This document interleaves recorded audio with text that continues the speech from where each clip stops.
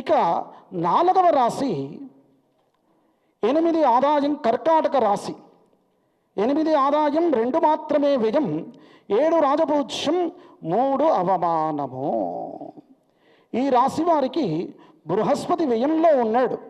అయినప్పటికీ అష్టమ స్థానంలో ఉన్న శనీశ్వరుని యొక్క ఇబ్బంది పోతుంది. మన అధినాయకుడు మన కేసీఆర్ గారి ఆశ్లేష నక్షత్రం కర్కాటక రాశిలో వారు జన్మించారు. మేషలగ్నం, బృహస్పతి ద్వితీయ స్థానంలో, శనీశ్వరుడు ఉచ్చ స్థానంలో ఉన్నాడు. రవి ఏకాదశంలో ఆ శుక్రునితో బుధాదిత్య యోగంతో ఉండడం చాలా శ్రేష్టమైనటువంటి అంశం. రామచంద్రుల వారికి ఏ విధంగానైతే జాతకంలో వివిధమైనటువంటి ఎక్కువ యోగాలు ఉన్నాయో, ఉచ్చస్తే గ్రహపంచకే అనేటువంటి స్థితి ఆ రామచంద్రుల జాతకానికి మన యొక్క కేసీఆర్ యొక్క జాతకంలో కూడా ఆ విధమైనటువంటి ఉచ్చస్థితి అయినటువంటి స్వస్థానపూరితమైనటువంటి గ్రహాల చేత ఈ సంవత్సరం చాలా సంపూర్ణమైనటువంటి ఆరోగ్యమే కాకుండా ఖచ్చితంగా తెలంగాణ ప్రజలు ఏ విధమైనటువంటి ప్రజాపాలన కోరుకుంటూ ఉన్నారో మళ్ళీ కూడా తిరిగి ఆ యొక్క కేసీఆర్ గారు ఖచ్చితంగా ముఖ్యమంత్రిగా పట్టం పట్టడానికి అవకాశం ఉండేటువంటి సంవత్సరం ఇది. నేను చెప్తున్నటువంటి అంశం కాదు.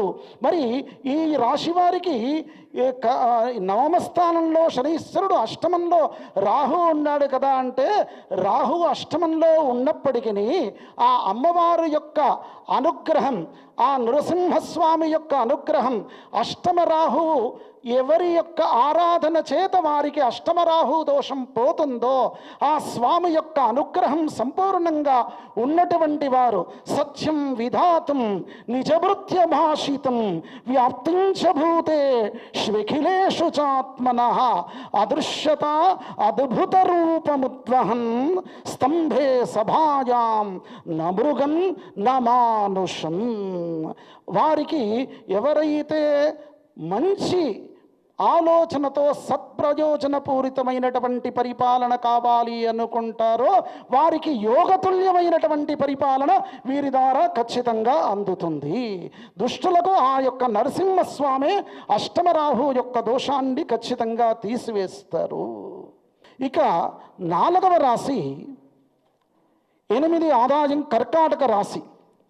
8 ఆదాయం 2 మాత్రమే వ్యయం, 7 రాజపూజ్యం 3 అవమానము. ఈ రాశి వారికి బృహస్పతి వ్యయంలో ఉన్నాడు. అయినప్పటికీ అష్టమ స్థానంలో ఉన్న శనీశ్వరుని యొక్క ఇబ్బంది పోతుంది. మన అధినాయకుడు మన కేసీఆర్ గారి ఆశ్లేష నక్షత్రం కర్కాటక రాశిలో వారు జన్మించారు.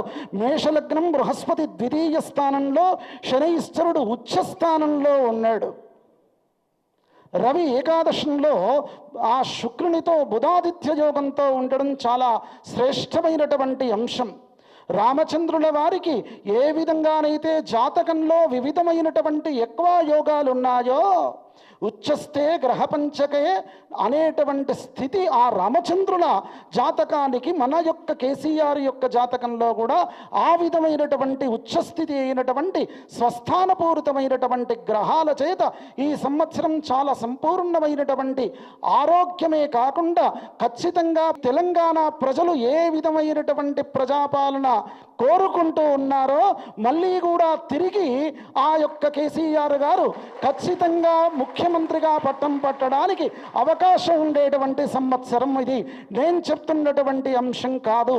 మరి ఈ రాశి వారికి నవమ స్థానంలో శనీశ్వరుడు, అష్టమంలో రాహు ఉన్నాడు కదా. అంటే రాహు అష్టమంలో ఉన్నప్పటికీ ఆ అమ్మవారి యొక్క అనుగ్రహం, ఆ నృసింహస్వామి యొక్క అనుగ్రహం, అష్టమ రాహువు ఎవరి యొక్క ఆరాధన చేత వారికి అష్టమరాహు దోషం పోతుందో ఆ స్వామి యొక్క అనుగ్రహం సంపూర్ణంగా ఉన్నటువంటి వారు సత్యం విధాతం నిజభృత్యభాషితం వ్యాప్తించభూతే శ్వఖిలేషు చాత్మనః అదృశ్యత అద్భుత రూపముద్వహన్ స్తంభే సభాయాం నమృగం నమానుషం.